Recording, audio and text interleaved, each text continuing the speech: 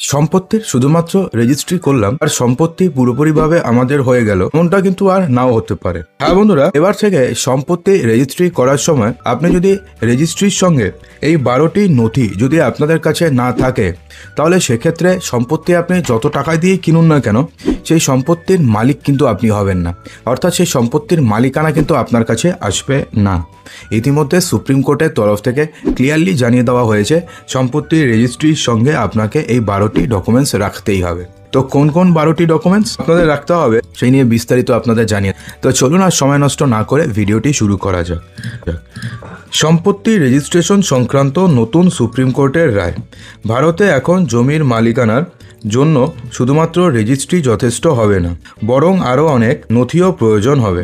এই বিষয়ে supreme court একটি বড় রায় দিয়েছে। সুপ্রিম কোর্ট জানিয়েছে যে শুধুমাত্র রেজিস্ট্রেশন করালেই কোনো ব্যক্তি সম্পত্তি অথবা জমির মালিকানা কোনোভাবেই পান না, এর জন্য আরও অনেক নথির প্রয়োজন হবে।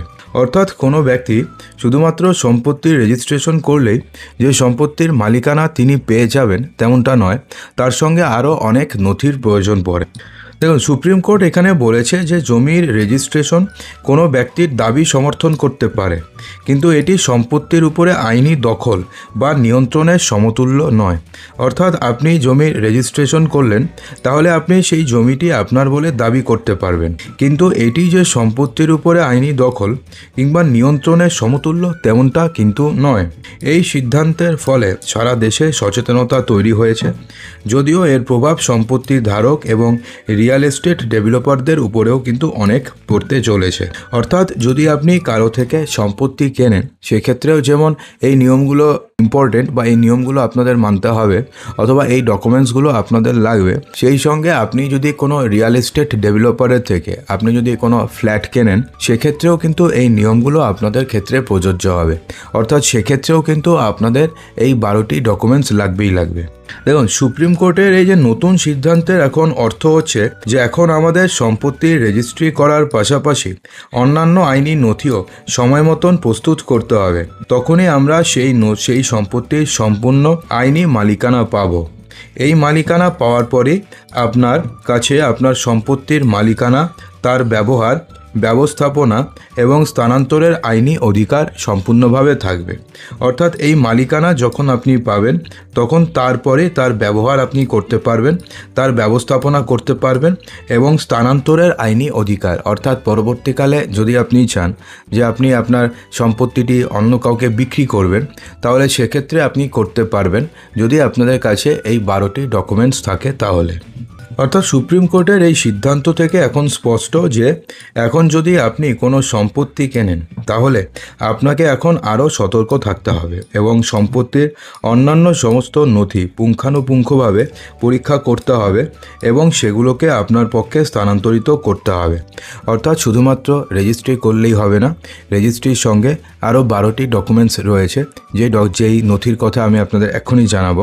তো সেই নথিগুলোকেও আপনাকে পুঙ্খানুপুঙ্খভাবে পরীক্ষা করতে হবে এবং সবগুলোকে আপনাকে একবার দেখে নিতে হবে এবং কিছু কিছু নথি আপনাকে নিজেদের নামে স্থানান্তরিত করতে হবে। দেখুন, তো কোন কোন 12টি নথি? প্রথমে হচ্ছে বিক্রয় দলিল, ঠিক আছে, অর্থাৎ সেল ডিড।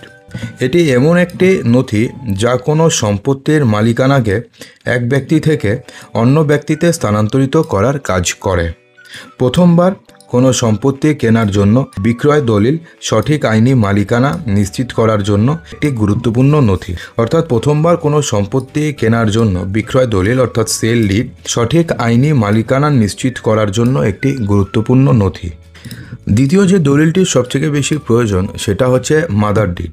যে কোনো সম্পত্তির লেনদেনে মাদার ডিড একটি অত্যন্ত জরুরি আইনি নথি। এটি সম্পত্তির সম্পূর্ণ মালিকানার ইতিহাসকে প্রতিফলিত করে।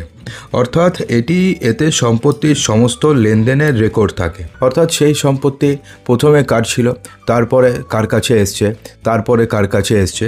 অর্থাৎ সম্পত্তির সম্পূর্ণ মালিকানার ইতিহাসকে প্রতিফলিত করে এই মাদার ডিড। বিশেষ করে এই নথিটি সেই সময়ে সবথেকে বেশি জরুরি হয় যখন আপনি এর বিনিময়ে ব্যাংক থেকে কোনো লোন নিতে চান। অর্থাৎ যদি আপনি জমি বন্ধক রেখে আপনি ব্যাংকে হাউস বিল্ডিং লোনের জন্য অ্যাপ্লাই করতে চান, তখন কিন্তু আপনার এই মাদার ডিডের প্রয়োজন পড়বে।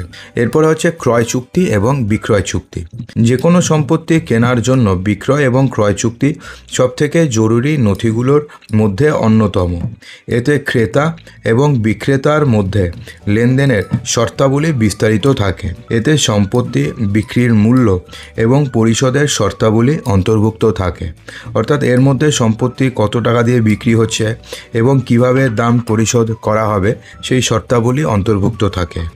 এরপরে সেটা হচ্ছে বিল্ডিং অনুমোদন পরিকল্পনা। কোনো সম্পত্তি ঘর তৈরির জন্য প্রথমে স্থানীয় পৌরসভা অথবা কর্তৃপক্ষের কাছ থেকে অনুমোদন নিতে হয়। এর জন্য এই নথিটি অত্যন্ত জরুরি। অর্থাৎ আপনি যদি কারো কাছ থেকে কোনো বিল্ডিং কিনছেন অথবা ধরুন আপনি ফ্ল্যাট কিনছেন, তো সেক্ষেত্রে এটা কিন্তু খুবই জরুরি যে বিল্ডিং অনুমোদন পরিকল্পনা আছে কিনা। এরপরে হচ্ছে দখলপত্র অর্থাৎ পজেশন লেটার। এটি একটি আইনি নথি যা প্রমাণ করে যে সম্পত্তির মালিকানা এক পক্ষ থেকে অন্য পক্ষে পুরোপুরিভাবে স্থানান্তরিত হয়েছে। অর্থাৎ ধরুন কোনো ফ্ল্যাটের মালিক যদি আপনাকে পজেশন লেটার না দেয়, তাহলে ভবিষ্যতে যখন ফ্ল্যাট ডেমোলিশ হবে, একটা সময় তো আপনার ফ্ল্যাট ডেমোলিশ হবে, তো সেই সময়তে কিন্তু আপনি ফ্ল্যাটের বা যেই জমিটি রয়েছে, যে জমির উপরে ফ্ল্যাটটি হয়েছে, সেই জমির কোনো অংশ পাবেন না। অর্থাৎ আপনার ফ্ল্যাট তো গেল, সেই সঙ্গে জমিও গেল। তো আপনাকে পজেশন লেটার কিন্তু নিতে হবে। এই চিঠিটি বিল্ডারের পক্ষ থেকে জারি করা হয়, যেখানে বলা হয় যে ক্রেতা কোনো নির্দিষ্ট তারিখ থেকে সম্পত্তি দখল করতে পারবে। অর্থাৎ সেই নির্দিষ্ট তারিখ থেকে সম্পত্তি ক্রেতার কাছে চলে যাবে সেই ডেভেলপার বা সেই বিল্ডারের কাছ থেকে।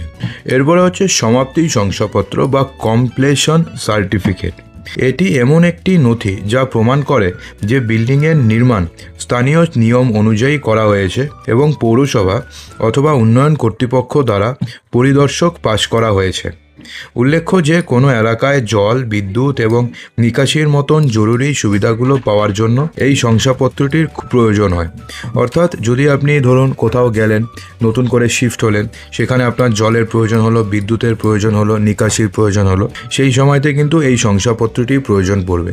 অন্যথায় আপনি বাড়িতে না জলের, না বিদ্যুতের, না নিকাশির আপনি কিছু পাবেন। এরপর হচ্ছে অ্যাকাউন্ট সার্টিফিকেট। এটি একটি রাজস্ব শংসাপত্র যাতে সম্পত্তির সম্পূর্ণ বিবরণ থাকে। এতে সম্পত্তির আকার, স্থান এবং যে এলাকায় এর নির্মাণ করা হয়েছে তা অন্তর্ভুক্ত থাকে। এই নথিটি সম্পত্তি কর পরিশোধ করার জন্য জরুরি। এছাড়াও সম্পত্তি ঋণ নেওয়ার জন্য এর প্রয়োজন হয়, সেটা হচ্ছে অ্যাকাউন্ট সার্টিফিকেট বা খাতা শংসাপত্র। এরপরে হচ্ছে অ্যালটমেন্ট লেটার। এটি একটি আইনি নথি যা সম্পত্তি বুক করার পরে সম্পত্তির ডেভেলপার অথবা বিক্রেতার পক্ষ থেকে ক্রেতাকে জারি করা হয়। বিশেষ করে এটি সেই সময় সবথেকে বেশি জরুরি হয় যখন আপনি এমন কোনো সম্পত্তি কিনছেন যার নির্মাণ কাজ চলছে অথবা যেটি ধরুন আন্ডার ডেভেলপমেন্টে রয়েছে। ধরুন আপনি কোনো ফ্ল্যাট কিনবেন, সেই ফ্ল্যাটটি ধরুন আন্ডার ডেভেলপমেন্টে রয়েছে, তো সেক্ষেত্রে কিন্তু আপনাকে অবশ্যই মনে করে আপনাকে অ্যালটমেন্ট লেটারটি নিয়ে নিতে হবে। তার মানে হচ্ছে সেই সম্পত্তিটি যখন সম্পূর্ণ হয়ে যাবে তারপরে সেটাকে আপনাকে ট্রান্সফার করা হবে। এরপরে সেটা হচ্ছে দায়মুক্ত শংসাপত্র অর্থাৎ এনকামব্রেন্স সার্টিফিকেট। এই শংসাপত্রটি প্রমাণ করে যে সম্পত্তিটি কোনো ধরনের দেনা অথবা এটি একটি আইনি বিবাদ থেকে সম্পূর্ণ মুক্ত। অর্থাৎ এই সম্পত্তির ওপরে কোনো প্রকারের মর্টগেজ রেখে লোন নেওয়া হয়নি, বা এই সম্পত্তি কোনোভাবে আইনি বিবাদের সঙ্গে সংযুক্ত নয়, বা এই সম্পত্তিটি কোনো প্রকারের ধার দেনা নেই। তো তার জন্য এনকামব্রেন্স সার্টিফিকেটটি আপনাকে মনে করে নিতে হবে। এরপর হচ্ছে এনওসি। যদি এটি এমন একটি আইনি নথি যা প্রমাণ করে যে আপনি যদি সেই সম্পত্তিকে কোথাও মর্টগেজ রেখে কোথাও ঋণ নিয়েছেন, সেই ঋণ ধরুন আপনি পরিশোধ করেছেন, তাহলে ব্যাংক আপনাকে একটা এনওসি দেবে। তার মানে হচ্ছে সেই সম্পত্তির ওপরে আপনার আর কোনো লোন নেই। সেটা যখন কেউ আপনার থেকে জমি কিনবে অথবা যিনি জমি কিনছেন তাকে কিন্তু অবশ্যই এনওসি সার্টিফিকেট নিতে হবে। অন্যথায় কিন্তু আপনি জমি নিলেন, তারপরে দেখলেন যে সেই জমির উপরে অলরেডি লোন নেওয়া আছে, তো সেক্ষেত্রে আপনাকে কি করতে হবে, সেই জমির দাম তো আপনি তাকে দিলেন, তারপরে সেই লোন আপনাকে পরিশোধ করতে হবে। এরপরে কি করতে হবে, পরিচয় এবং ঠিকানার প্রমাণ।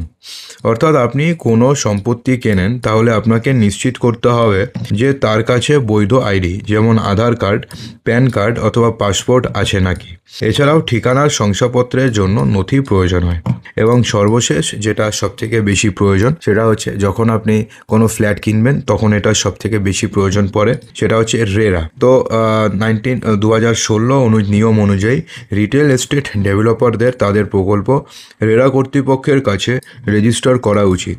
যদি আপনি কোনো সম্পত্তি কেনেন তাহলে নিশ্চিত করুন যে সম্পত্তিটি রেরা কর্তৃপক্ষের কাছে রেজিস্টার করা আছে কিনা। উল্লেখ্য যে প্রতিটি রাজ্যের জন্য রেরা প্রকল্পের বিরুদ্ধে দায়ের করার কোনো অভিযোগের তথ্য দেয়, অর্থাৎ প্রতিটি রাজ্যের জন্য রেরা প্রকল্পের বিরুদ্ধে দায়ের করা যে কোনো অভিযোগের তথ্য দেয়।